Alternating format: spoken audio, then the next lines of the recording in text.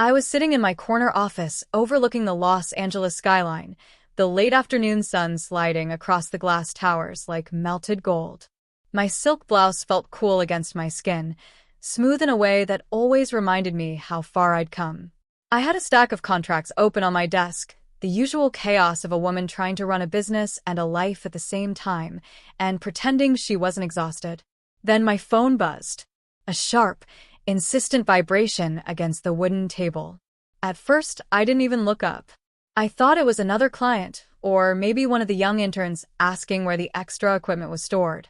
But when I finally glanced over, I froze. It was my sister, Emily. A call and a voicemail. We hadn't spoken properly in almost a year. Not since everything. Not since the night I learned that silence isn't always peaceful. Sometimes it's just the space where hurt goes to harden.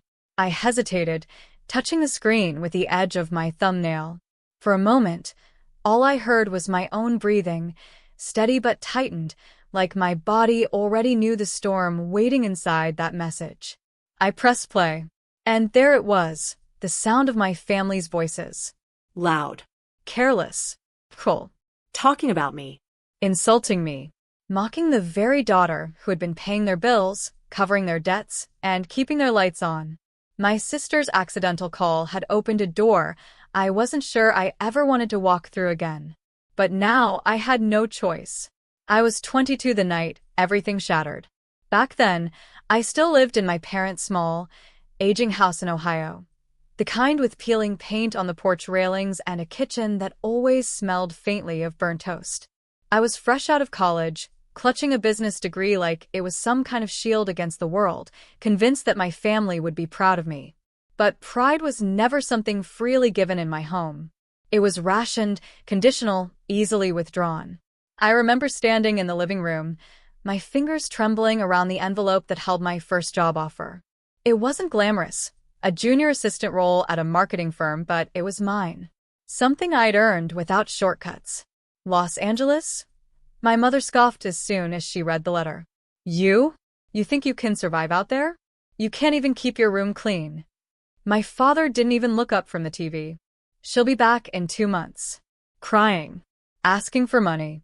And Emily, my sister, just sat on the couch, tapping on her phone, smirking like she'd already written my failure into the family history books. The sting of their words hit harder than I expected.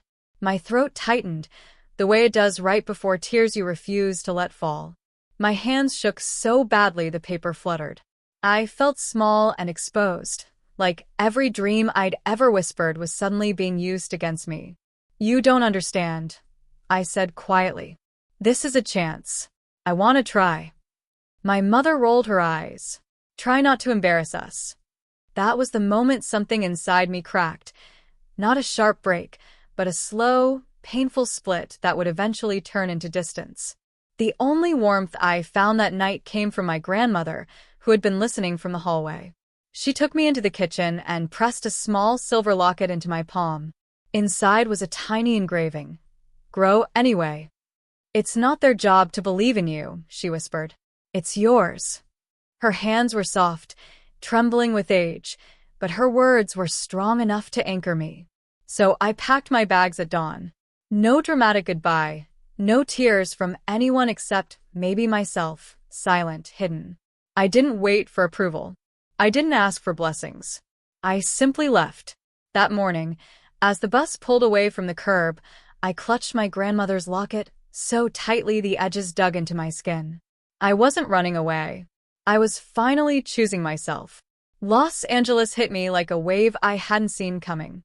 The streets smelled of exhaust and roasted coffee, and the air hummed with possibility and competition. My first apartment was a tiny studio above a laundromat in Koreatown.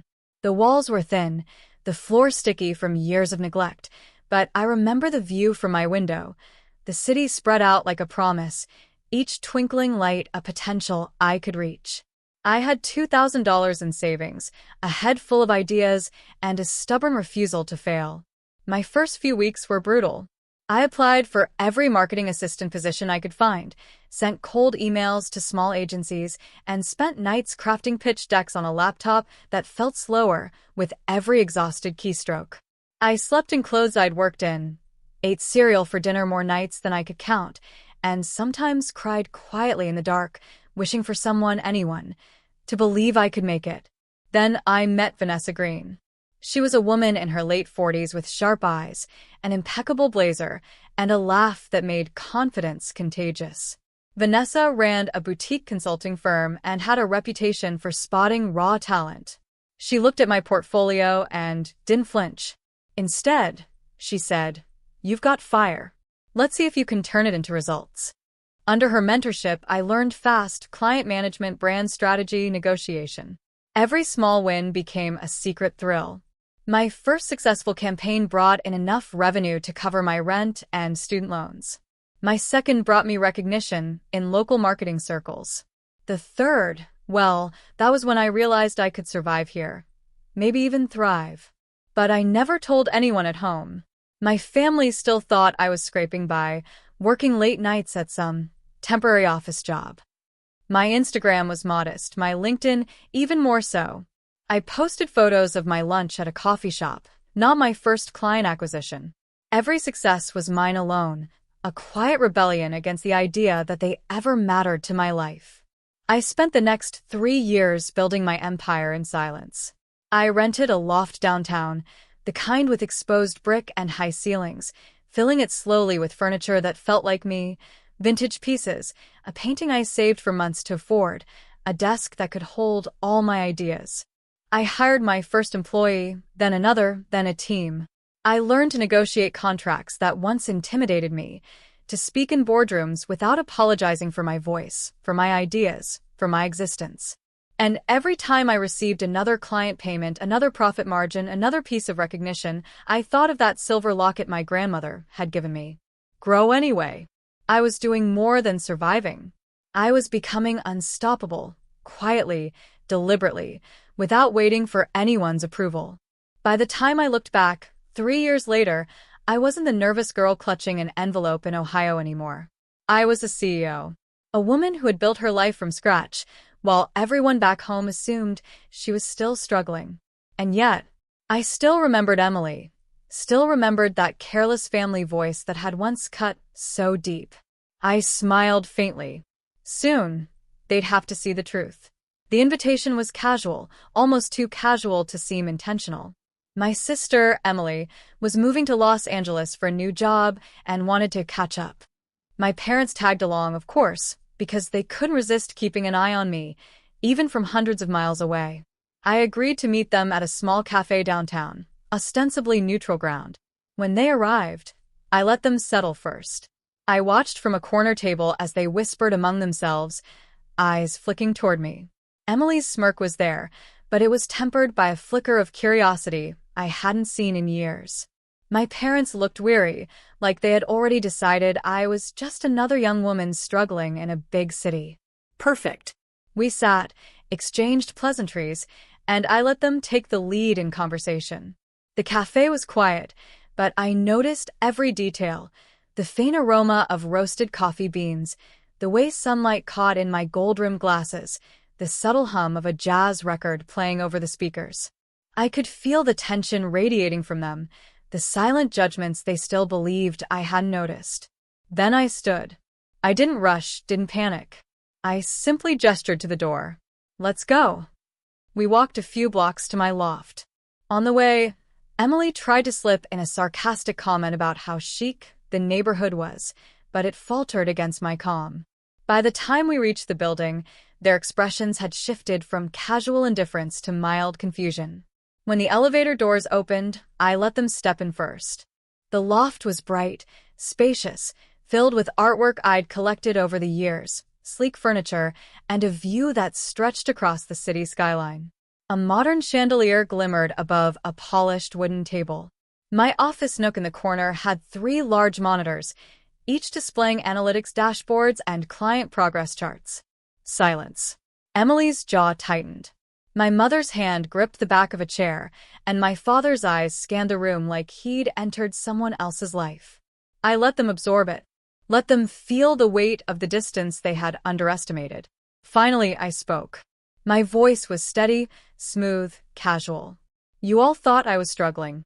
that I was barely getting by, maybe making mistakes, maybe even failing. I paused, letting the words sink in. I run my own firm now. I have over a dozen clients across the country, and last year alone, my revenue exceeded 7 figures. I pay all my employees, and yes, I've been covering a lot of my own family's bills too, though I'm sure you didn't know, since it's easier to mock someone you think can't afford it. Emily's smirk had vanished, replaced by wide-eyed disbelief. My mother's face had gone pale, her fingers curling tightly around her coffee cup. My father opened his mouth but closed it again, speechless. I walked past them, each step deliberate, and led them to the corner where my grandmother's silver locket rested in a small display case, a reminder of the moment that had set all of this in motion. "This," I said softly, picking it up, "is why I never waited for approval. And now you're seeing me, not as the girl you underestimated, but as the woman I worked to become." They didn't speak. They didn't need to. The silence said it all: disbelief, shame, and an undeniable recognition that the little sister they had dismissed had grown into someone untouchable. For the first time in years, I felt entirely seen. And entirely in control. The room was quiet, except for the faint hum of the city beyond the loft windows. I could see my family grappling with the truth, their expressions shifting from disbelief to something else, a subtle, hesitant awareness that the world had changed, and I had changed with it. I took a deep breath, letting my confidence settle over them like a gentle but firm wave. "I've been supporting you financially for years," I began, my voice even, deliberate. "I've done it out of love, but also out of responsibility. That ends now, unless things change." Emily blinked rapidly, a mixture of shock and panic crossing her face. "Wait, what do you mean?" she asked. I smiled faintly, but there was steel underneath it. "I mean that if any of you want to continue receiving my help, there are conditions. Conditions that aren't just about money. They're about growth, about respect, about finally treating each other and yourselves with decency." I started with Emily.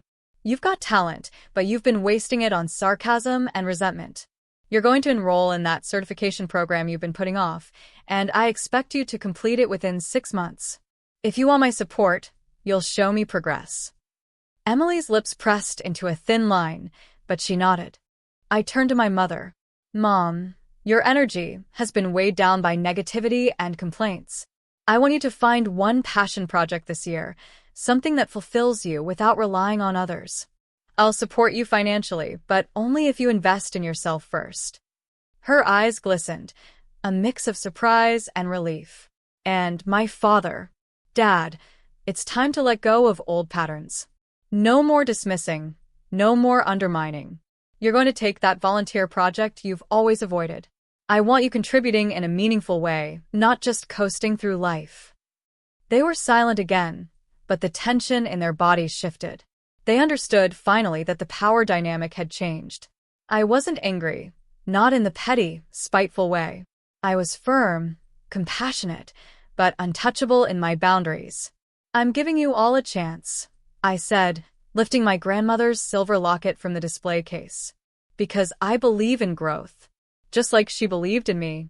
But make no mistake, I will not enable laziness, disrespect, or the old patterns that hurt all of us." I placed the locket back down, a symbol of both authority and care. The room felt different now. The weight of old insults, the careless words they'd thrown at me, had been acknowledged, transformed. They could either rise to meet the expectations or walk away. I watched Emily swallow hard, my mother's lips tremble, my father straighten in his chair. It was subtle, almost imperceptible, but the shift was undeniable. For the first time, they weren't in control. I was. And I liked it. For the first time in my life, I realized that power didn't have to feel cold or vengeful.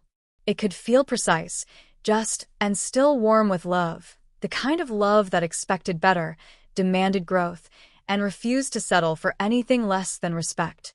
This was my moment. Not just the reveal of wealth or success, but the moment where I reclaimed the narrative and set the terms for every relationship in my life moving forward. Weeks passed, and the changes were subtle but undeniable. Emily threw herself into her certification program, surprising even herself with her dedication. I would catch her on video calls, explaining concepts she had once ignored, her sarcasm replaced with genuine curiosity. My mother started attending a local painting class, bringing home canvases filled with colors she'd never allowed herself to explore before. Even my father, grumbling at first, volunteered at the community center, rediscovering the satisfaction of contributing rather than criticizing. Every evening, I'd return to my loft, walk past the polished wood floors, the artworks on the walls, and the glow of the city outside, and I'd allow myself a quiet moment of reflection. It hadn't been an easy journey. The years of rejection, the financial struggles, the nights spent questioning myself, but each hardship had carved the path that led me here. The woman I'd become was unrecognizable from the girl clutching a job offer envelope back in Ohio. And yet, in that transformation, I hadn't lost my heart. I had learned that power and compassion were not mutually exclusive. I could demand respect, set boundaries, and assert my independence, and still nurture those I loved, provided they were willing to meet me halfway. One evening, Emily left the silver locket on my desk. She didn't say anything. She didn't need to. Its presence was enough, a silent acknowledgement of the journey we'd all shared, the lessons we'd absorbed, and the growth we'd embraced.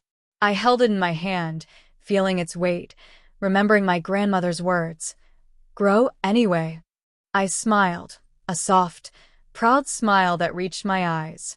This was more than victory. It was closure. It was understanding that the past could not define me, that hurt could be transformed into strength, and that love, when guided by respect and accountability, could heal even the deepest wounds. I looked out at the city's skyline one last time that evening, the lights shimmering like tiny affirmations of possibility. My journey had been mine alone, but my family's journey was just beginning. And for the first time, I felt the calm certainty that we could all move forward, together but differently. I set the locket down, straightened my silk blouse, and whispered to myself, the words resonating like a final, steady heartbeat. I am enough. I always have been, and I always will be. Top of form.